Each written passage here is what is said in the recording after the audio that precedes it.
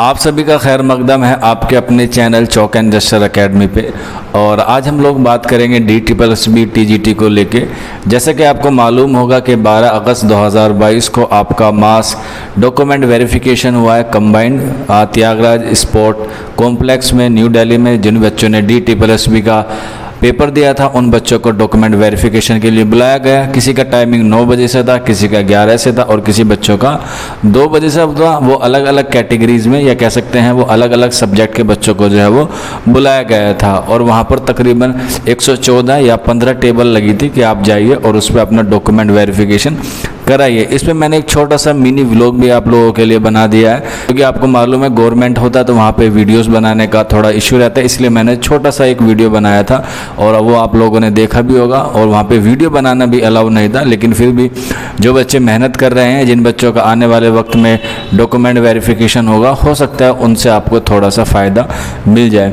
तो आज की वीडियो में हम लोग जो बात करेंगे उस टॉपिक में बात करेंगे कि वहाँ पर जो डॉक्यूमेंट वेरिफिकेशन हुआ है उसमें क्या क्या गलतियाँ हुई हैं, क्या क्या डेफिशिएंसी मिली है और क्या क्या बातों को आपको ध्यान रखना है जब आपको डेफिशिएंसी मिली है।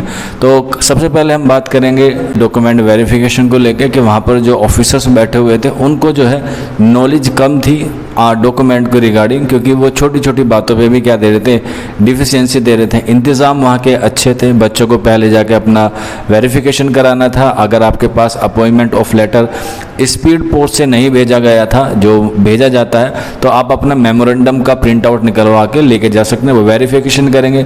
उसके बाद आपको एक बहुत बड़े हॉल में बिठाया गया होगा और वहाँ पर आपको टोकन नंबर दिया गया होगा। टोकन नंबर का मतलब ये कि आपको टेबल दिया गया होगा कि आप इस टेबल पे जाके अपना डॉक्यूमेंट वेरिफिकेशन करा लीजिए। एक टेबल पे कम से कम जो है वो 4 से 5 बच्चे ही पूरे दिन में जो है वो वेरीफाई के लिए आए थे, जैसा कि वहाँ पे ऐसा शेड्यूल बनाया गया था। कहने का मतलब यह है कि निज़ाम जो है वो माशाल्लाह बहुत खूबसूरत था और बहुत ही उम्दा था। लग रहा था कि भाई हाँ, वाकई में जो दिल्ली सरकार है वो बच्चों को रोज़गार देने के लिए कितना जो है वो उत्साहित है और वो बच्चों के लिए काम भी कर रही है। बस ये है कि वहाँ के जो स्टाफ था उनको डॉक्यूमेंट वेरिफिकेशन के प्रोसेस के बारे में थोड़ी सी कम मालूमात थी। ये फीडबैक हमने खुद भी वहाँ पे जाके देखा और ये फीडबैक हमें बच्चों से भी मिला कि उनको थोड़ी सी कमी महसूस थी अपने नॉलेज की, कि डॉक्यूमेंट वेरिफिकेशन को कैसे करना होता है वो उनके बारे में थोड़ा सा कम पता था। और कुछ स्टाफ ऐसा था जो ट्रेनिंग में भी नहीं गया था, तो उनको मालूम ही नहीं था कि कौन सा डॉक्यूमेंट ओरिजिनल है और कौन सा ओरिजिनल डॉक्यूमेंट नहीं है। जैसे कि आप सभी को मालूम होगा कि जो CTET की मार्कशीट, सर्टिफिकेट और NCT होता है वो आप ओरिजिनल नहीं मिलता है, उसको आपको प्रिंट कराना होता है और वही क्या हो जाता है, एक ओरिजिनल हो जाता है। तो काफ़ी सारे बच्चे जो है वो उसे नॉर्मल पेज पे निकलवा के ले गए और वो एक फ़ोटोकॉपी लगा। तो ये बात आप लोग ख़ास तौर से ख्याल रखें, अगर आपका आने वाले वक्त में डॉक्यूमेंट वेरिफिकेशन है तो आप उसे टफ पेपर पे यानी कि फ़ोटो शीट पे निकलवाएं, तो वो आपको थोड़ा सा जो है वो प्रेफरेंस देंगे, नहीं तो आपको जो है वो डिफिशियंसी दे देंगे। तो आज हम लोग बात करेंगे कि उर्दू में जो है वो किन किन बच्चों को डिफिशियंसी मिली है। हालांकि 10 से 12 बच्चों को जो डिफिशियंसी मिली है और जो बहुत ही मामूली सी मिस्टेक है, और वो कह सकते हैं कि मिस्टेक भी नहीं है लेकिन फिर भी दे दी। बस वही वजह है कि उनको थोड़ा सा इसके बारे में मालूम नहीं था, इस वजह से जो है उन्होंने वो डिफिशियंसी दे दी। बाकी जब आप 16 या 17 में जाएंगे तो DOE वाले इस काम में माहिर होते हैं, वो आपका काम जो है वो चुटकी बजा के कर देंगे, तो आपको घबराने की और परेशान होने वाली बात बिल्कुल नहीं है। अब जो DSSB TGT उर्दू मेल और फीमेल को क्या क्या डिफिशियंसी मिली है वो मैं आपको एक बात बता देता हूँ, क्योंकि हो सकता है कोई और सब्जेक्ट का बच्चा अगर देख रहा हो और उनका आने वाले वक्त में इस तरह से कंबाइंड डॉक्यूमेंट वेरिफिकेशन हो, तो आप लोग किन बातों का ख़ास तौर से ख्याल रखें। तो अगर हम बात करें कि डिफिशियंसी कैसे मिली है, तो एक बच्चे को नाम नहीं बताऊँगा, सिर्फ मैं आपको उनकी डिफिशियंसी बता दूँगा। एक बच्चे को जो डिफिशियंसी मिली है वो इस वजह से मिली है कि उनका जो आइडेंटिटी सर्टिफिकेट था वो 3 साल से पुराना नहीं था। जो एक गेजेटेड ऑफिसर, SDM या लास्ट जो आपने स्कूल अटेंड किया वहाँ के प्रिंसिपल से साइन कराना होता है, या और पोस्ट मास्टर कह सकते हैं या पंचायत इंस्पेक्टर कह सकते हैं, इस तरह से उसमें पूरी लिस्ट है। जो उनके पास आइडेंटिटी सर्टिफिकेट था वो 6 महीने पुराना था, तो उसे उन्होंने एक्सेप्ट नहीं किया। कम से कम 3 साल का आपके पास आइडेंटिटी सर्टिफिकेट होना ज़रूरी है, तब आप उसमें वेरीफाई कर पाएंगे, नहीं तो आपको डिफिशियंसी मिल जाएगी। इसके अलावा दूसरी बात हम बात करें कि एक बच्चे का थोड़ा सा मिस्टेक ये था कि उसके फादर या मदर के नेम में एक अल्फ़ाबेट का मिस्टेक था देखा तो इस पे भी जो है उन्होंने क्या दे दी, डिफिशियंसी दे दी। जबकि अगर आप DOE जाएंगे, एक एफिडेविट दे देंगे तो काम बन जाएगा। तो इस बात से भी ख्याल रखें कि अगर आपके फादर नेम में क्लैरिकल मिस्टेक है तो उसका उन्होंने भी एफिडेविट दिया था, लेकिन फिर भी वो वहाँ पे एक्सेप्ट नहीं हुआ। लेकिन जब आप 16 या 17 में जब भी जाएंगे तो DOE वाले आपको आराम से दे देंगे, आपका ऑफर लेटर जो है वो आपको मिल जाएगा।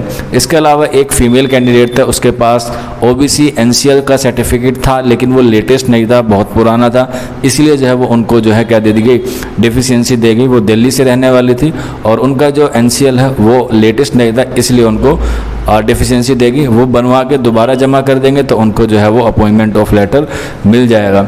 इसके अलावा एक बच्चे के पास NCTE सर्टिफिकेट नहीं था। देखिए कितनी मेजर मिस्टेक है स्टूडेंट की कि उनको पता है कि उसमें मांगा गया है, फिर भी बच्चे कितने लापरवाही करते हैं। हम लोगों ने काफ़ी सेशन रखे उर्दू वालों के, ख़ास तौर से एक तो सीटें इतनी कम भरी गई हैं और ऊपर से बच्चे इतनी सारी गलतियाँ कर रहे हैं, तो फिर कैसे काम चलेगा।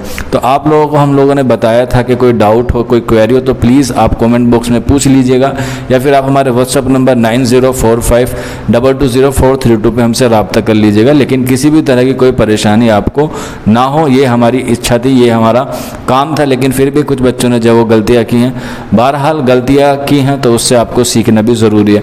तो NCTE सर्टिफिकेट आप अप्लाई कर देंगे तो 7 दिन में जो है वो आ जाएगा।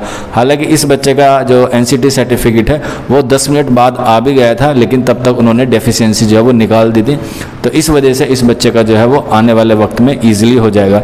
इसके अलावा एक लड़का है जो DTPLSB TGT उर्दू में सिलेक्ट हुआ है, उनके पास B.Ed की प्रोविजनल डिग्री नहीं, उनके पास B.Ed की ओरिजिनल डिग्री नहीं थी, उनके पास प्रोविजनल डिग्री थी। तो उसमें साफ साफ मेंशन किया गया था कि आपके पास ओरिजिनल होनी चाहिए। तो अब आप बताइए कि आप एक डॉक्यूमेंट वेरिफिकेशन कराने जा रहे हैं तो आपके पास क्या होना चाहिए, जो आपने E-डोजर में अपलोड किया होगा यानी कि प्रोविजनल डिग्री वो तो होनी चाहिए, उसके साथ साथ आपको ओरिजिनल भी होनी चाहिए। तकरीबन 6 महीने का वक्त आपको मिला था E-डोजर के, अब तक अगस्त में हुआ है तो वो आपकी ओरिजिनल जो है वो आ जाएगी। अगर नहीं भी आती तो आप स्कूल से भी लिखवा कर ले आते तो ईजिली आपको जो है वो मिल जाती। इसके अलावा एक बच्चे के साथ OBC का इशू है कि उसका जो रिज़ल्ट है वो जनरल में आया है, लेकिन उसने फॉर्म फिल करते वक्त जो है वो अपनी कैटेगरी OBC फिल कर दी थी। उसके लिए आप लोगों को पता है हम लोग भी DTPLSB गए थे और काफ़ी लोगों को हम लोग DTPLSB लेके गए थे। जब रिकॉल नोटिस आया था तो उसमें उनकी ये सारी चीज़ें जो क्या कर दी गई थी, ख़त्म कर दी गई थी।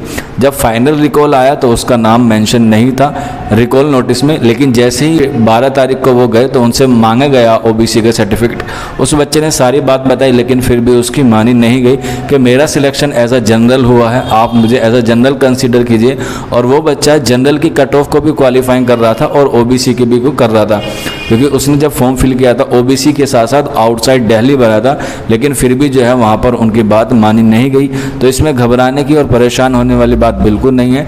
जैसे ही आप आगे आने वाले वक्त में जाएंगे तो वो DOE वाले समझ जाएंगे, आपको वो एज अ जनरल जो है वो कंसिडर कर लेंगे। ये सारी बात थी जो आपको बतानी थी। और सर्टिफिकेट नहीं था वो ऐसे ही चले गए, तो बताइए कैसे काम चलेगा। CTET तो मस्ट होता है। तो सारी चीज़ें ये हैं, इन बच्चों को जो है वो डिफिशियंसी मिली है, इन बच्चों को जो है डेफिशिएंसी मिली है। तो इसमें जो है वो घबराने वाली बात नहीं है। आपकी जो डेफिशिएंसी है वो बिल्कुल ना के बराबर है। आप जब 2-4 दिन बाद ये हॉलीडे सेशन ख़त्म हो जाएगा तब उसके बाद जाएंगे तो इंशाल्लाह आपका सिलेक्शन हो जाएगा। और वहाँ पर जो है वो काफ़ी सारे बच्चों को जो है वो मेडिकल सर्टिफिकेट दे दिया गया।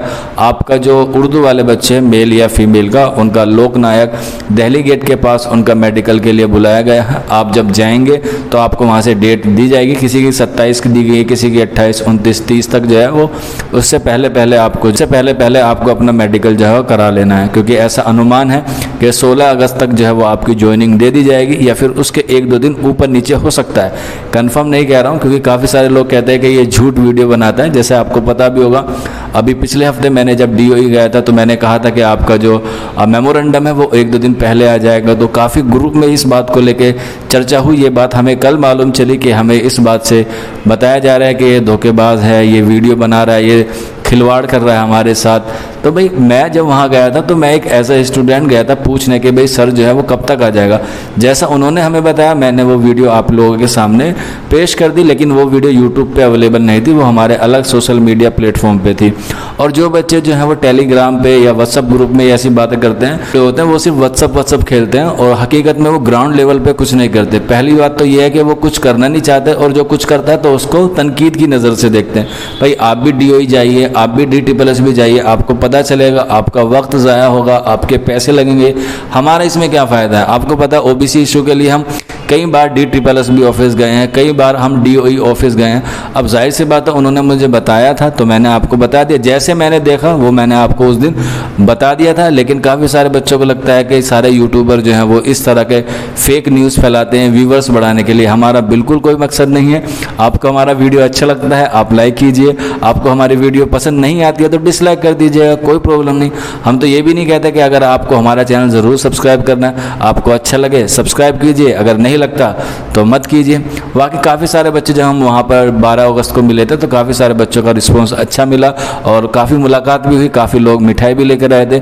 तो उन तमाम बच्चों को, जिन बच्चों का सिलेक्शन हुआ है, उनको चौक एंड जस्टर अकेडमी की तरफ से तहे दिल से शुक्रिया। और इन बातों से कोई फ़र्क नहीं पड़ता हमें कि कौन हमारे बारे में क्या कह रहा है। हमारा जो काम है वो हम लोग ईमानदारी से और पूरे शिद्दत से अपना काम कर रहे हैं और आने वाले वक्त में इसी तरह से हम लोग जो हैं वो आपके लिए 24/7 हाजिर हैं। बाकी डिफिशियंसी को लेकर आप लोग घबराए ना, और जल्द ही जो है मैं आप लोगों के सामने 2 वीडियोस लेकर आऊँगा, एक मेडिकल के इशू के लिए और दूसरा एक कोई शोएब खान ऑफिशियल चैनल है, उसने रिक्वेस्ट की है कि सर DTPLSB TGT की एज को बढ़ाने के लिए कुछ काम कीजिए। तो मेरी दरख्वास्त उन लोगों से है जो व्हाट्सअप ग्रुप में आपस में खेलते हैं या टेलीग्राम ग्रुप में खेलते हैं कि आपको अगर मेहनत करनी है तो अब इस बात पर कीजिए कि DTPLSB TGT की जो एज है उसको थोड़ा सा इंक्रीज़ कर दिया जाए। जैसे हमने अभी कुछ दिन पहले वीडियो बनाया था कि उसको पैटर्न को लेकर, तो काफ़ी सारे अगेंस्ट भी थे और काफ़ी सारे बच्चे इसके समर्थन में भी थे। तो अब हम लोग चाह रहे हैं कि हम लोग अगला जो वीडियो लेकर आएंगे मेडिकल टेस्ट, एंड देन उसके बाद मैं आपको DTPLSB के जो एज क्राइटेरिया है उसके लिए मैं एक आवाज़ बुलंद करने के लिए एक छोटा सा मैसेज वीडियो ज़रूर लेकर आऊँगा। बेफिक्र रहिए, chalk and Juster academy Urdu वालों के लिए 24/7 हाजिर है। आप लोग हमारे साथ बने रहिए, इसी तरह से हमारी हौसला अफजाई करते रहिए और हम भी आप लोगों के साथ कंधे से कंधा मिलाकर इंशाल्लाह आने वाले वक्त में खड़े रहेंगे। तो मिलते हैं आप लोगों से जल्दी नेक्स्ट वीडियो में। शुक्रिया।